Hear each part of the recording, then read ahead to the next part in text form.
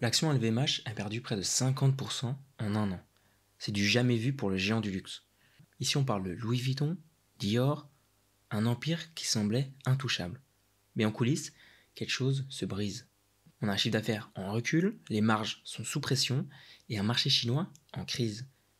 Est-ce que c'est vraiment la fin d'un cycle glorieux ou le début d'une transformation radicale? Dans cette vidéo, je te montre pourquoi le marché panique, ce que Bernard Arnault prépare, si LVMH reste un pari gagnant pour les années à venir. Alors d'abord, bien évidemment, on va se concentrer en fait sur un contexte, sur le contexte financier. Donc là, on va prendre tous les earnings calls, déclarations annuelles, compte de résultats. Donc là, on peut clairement voir que de 2018 à 2024, on a une belle progression en tout cas du chiffre d'affaires. On passe quand même de 46 milliards à 84 milliards, ce qui est assez important. Mais le seul point négatif, et le point qui fait un peu peur pour les investisseurs, c'est que de l'année 2023 à 2024, on a presque moins 2% sur le revenu total. On est passé de 86 milliards à 84 milliards. C'est pas le seul point négatif. Le point surtout qui intéresse les investisseurs, c'est le revenu net. Et on peut voir que sur la même période, on a perdu presque 18%. Alors concrètement, pourquoi cette baisse? Elle s'explique par trois gros facteurs. Le premier, c'est le ralentissement de la demande en Chine et sur d'autres marchés. La Chine, c'est traditionnellement une sorte de moteur pour le luxe mondial. Ça a vu la demande pour les produits LVMH reculer de 11% en 2024. Là, on peut regarder, on a dans le revenu, et en descendant, on a là des segmentations par pays, et on peut voir qu'en Asie, en 2023, c'était 26 milliards, et qu'en 2024, c'est 23 milliards. Du coup, cette faiblesse s'est traduite quand même par moins 3% du chiffre d'affaires dans la division, en tout cas mode, et un recul de 10% sur les profits. La deuxième raison, c'est qu'ils ont massivement investi, ils ont fait des investissements lourds et ils ont eu une grosse hausse des coûts. LVMH a maintenu un rythme d'investissement élevé dans la rénovation de ses boutiques, la digitalisation et l'innovation. Et ces investissements, nécessaires pour préparer l'avenir, ont pesé sur la rentabilité à court terme. Et le dernier point, c'est, comme on l'a dit, c'est une certaine pression sur les marges dans certains segments. Par exemple, la division des vins et spiritueux, on a moins 8% du chiffre d'affaires et moins 36% du profit. On a aussi les montres où il y a moins 2% du chiffre d'affaires et moins 28% du profit. Et du coup, tout ça, on peut aller regarder et ça a amené en fait les marges opérationnelles de descendre. Marge opérationnelle, on est passé de 26% à 23%. Ce qui est quand même, moins 3%, c'est quand même important. Après, bien évidemment, il n'y a pas que des points négatifs. Si on regarde dans le compte de résultats toujours, on peut voir le nombre d'actions, le nombre moyen en tout cas d'actions en circulation, et on peut voir qu'on est passé de 502 millions à 499 millions. Ce qui là est un point assez positif. On va le voir aussi plus tard, ce qu'ils vont faire par rapport au niveau des actions en circulation, ce qui est quand même un point assez important. Pourquoi? Parce que ça donne en tout cas ça donne une plus grosse part du gâteau aux investisseurs, et ça c'est toujours un point positif. Après, non seulement, on peut voir ici dans le insider screening, on a tout ce qui est les insiders, en fait les insiders selling et les insiders buying, et on peut voir que la plupart des personnes qui ont acheté à l'intérieur de l'entreprise, c'est principalement Bernard Arnault. Alors pourquoi est-ce qu'il s'intéresse? On sait que, par exemple, en fin 2023, la famille Arnault avait 46%, fin 2024, la famille avait 49%. Est-ce que c'est une sorte de moyen pour avoir 50% du business? On ne sait pas encore, mais c'est quelque chose à checker. Ensuite, on va se concentrer sur tout ce qui est bilan, et là, on va comparer les actifs courants avec les passifs actuels. Les actifs courants, ce que tu dois comprendre, c'est tout ce que l'entreprise peut facilement convertir en liquidité, et les passifs actuels, c'est principalement des dettes à court terme. Et on peut voir que là, on est en positif de 14 milliards à peu près, ce qui est quand même assez positif. Peut-être un des points qui peut faire peur, c'est, actuellement en tout cas, c'est la dette nette, qui est quand même de 27 milliards. Ça me peut paraître assez élevé, mais ça s'explique facilement par des besoins structurels légitimes, par des financements pour des acquisitions stratégiques. On sait qu'ils ont racheté Tiffany & Co pour 16 milliards de dollars. Ensuite, il y a le développement du réseau de boutiques et des investissements immobiliers. Ils ont un besoin en fonds de roulement.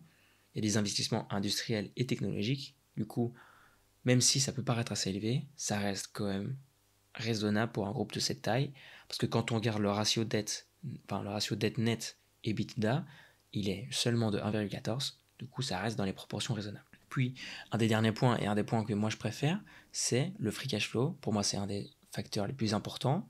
On peut voir que de 2018 à 2024, il est clairement en hausse. même si en 2022-2023, on peut voir une baisse. Alors je sais que souvent je dis que quand il y a une baisse, c'est souvent négatif, mais là il faut un peu creuser et tu comprends que c'est principalement expliqué par une augmentation des capex et des besoins en fonds de roulement comme on l'a dit juste avant. Mais ça a clairement été justifié lors des communications aux investisseurs. Du coup, ça reste quand même un green flag. On voit qu'il augmente, on voit qu'il est à peu près statique entre 2021 et 2024. 14 milliards de free cash flow, ça reste quand même assez important. Mais après, pourquoi? Alors même si voilà, il y a des points assez négatifs, est-ce que vraiment ça mérite une baisse de moins 50% du cours de l'action? Mais ça, on peut facilement l'expliquer par quelques facteurs et quelques défis en fait qui expliquent cette chute boursière. Premièrement, comme on l'a dit, c'est la dépendance à la Chine. C'est moins 11% de demande, mais quand tu regardes globalement, la Chine, ça représente 30% des ventes de LVMH. Du coup, une chute de 11% de la demande en 2024, c'est quand même assez important. En plus de ça, les consommateurs chinois, ils sont dans une sorte de crise de confiance, ils ont des difficultés économiques, et du coup, ça entraîne en fait pour les investisseurs une certaine panique. Ensuite, bien évidemment, c'est les sensibilités au cycle économique. On sait que le luxe, ça demeure très sensible à la conjoncture mondiale. Ensuite, le 3, c'est évidemment, et ça reste comme d'habitude, c'est les menaces des nouveaux frais de douane américains, les tarifs. On sait qu'il y a presque 20% sur la maroquinerie, 31% sur les montres suisses, et ça crée une sorte d'incertitude majeure sur la rentabilité future et complique certaines planifications. Ensuite, le dernier, et ça on l'a déjà vu, c'est l'érosion des marges opérationnelles. Et puis après les deux derniers, c'est des risques technologiques et réputationnels. On sait qu'il y a eu des incidents sur la cybersécurité, ça a fragilisé la confiance des clients haut de gamme, notamment en Asie. Et puis après, c'est la concurrence accrue. On sait qu'il y a beaucoup de marques de luxe, mais par exemple Hermès et Richemont, ils affichent une meilleure résistance. Alors là, même si on a vu beaucoup de points négatifs, on va s'intéresser aussi aux positifs. Et c'est quoi le plan de redressement clairement pour LVMH? Parce qu'on sait qu'ils ont des gros défis en 2024, enfin ils ont eu des gros défis en 2024, et par rapport à ça, LVMH a directement répondu et il déploie une stratégie de redressement multidimensionnelle. Alors même si ça paraît ambitieux, on va voir à peu près, j'ai pas mis tous les points, j'ai mis pour moi les points les plus importants. Et le premier, c'est la refonte, en fait, la restructuration stratégique de la division vin et spiritueux. Alors là, on parle de Alexandre Arnaud, 32 ans, qui devient le directeur général adjoint. Cette nomination stratégique illustre clairement la volonté de confier la relance de cette division en difficulté à la nouvelle génération de la famille Arnaud, qui va sûrement apporter une vision un peu plus moderne et un peu plus dynamique. En plus de ça, la division prévoit une réduction de 1200 postes. Donc c'est environ 12% de l'effectif. Ensuite, bien évidemment, et ça je pense que comme toutes les entreprises, il y a une sorte de transformation technologique et innovation digitale. Ici on parle de l'intelligence artificielle générative, ils ont MyIA, ils ont Astra, mais en plus de ça, LVMH a des gros partenariats avec Google Cloud, OpenIA, Microsoft et Alibaba. Du coup, ça reste intéressant. En tout cas, on sait que l'intelligence artificielle peut et va probablement aider dans certaines marges. Du coup, c'est toujours intéressant et ça permet aussi à l'entreprise de mieux se digitaliser. Le troisième point, c'est la stratégie géographique. Alors, comme on l'a dit, la Chine, c'est un point hyper important et du coup, LVMH veut clairement se concentrer sur ça. Ils veulent aussi se concentrer dans les marchés émergents. On sait qu'ils veulent une stratégie particulièrement dans toute l'Asie et dans l'Amérique latine.